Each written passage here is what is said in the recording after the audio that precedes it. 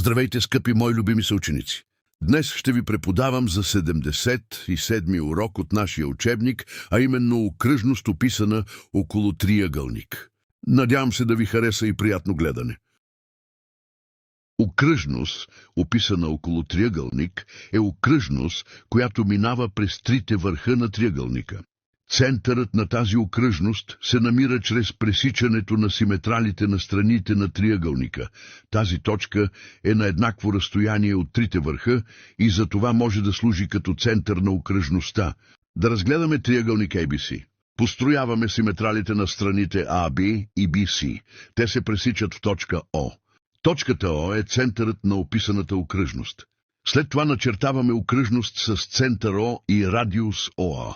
Получената окръжност ще преминава и през върховете Б и С. Следователно всяки триъгълник има описана около него окръжност, чийто център е пресечната точка на симетралите на страните му.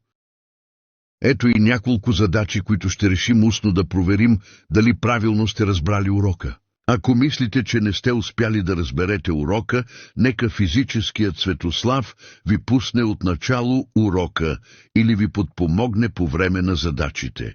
Първа задача. В триъгълник ABC симетралите на страните се пресичат в точка О. Какво представлява точка О? Точка О е центърът на описаната около триъгълника окръжността.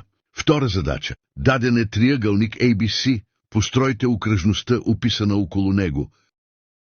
Построяваме симетралата на страна АБ, построяваме симетралата на страна БС, намираме пресечната им точка О, чертаем окръжност с център О и радиус ОА. И един финален въпрос. Коя точка определя центъра на описаната около триъгълник окръжност? Под точка А. Пресечната точка на височините, под точка Б. Пресечната точка на медианите или под точка ВЕП, пресечната точка на симетралите, правилен отговор, В. Пресечната точка на симетралите. Благодаря ви за вниманието, аз бях Светослав и ви пожелавам приятен ден.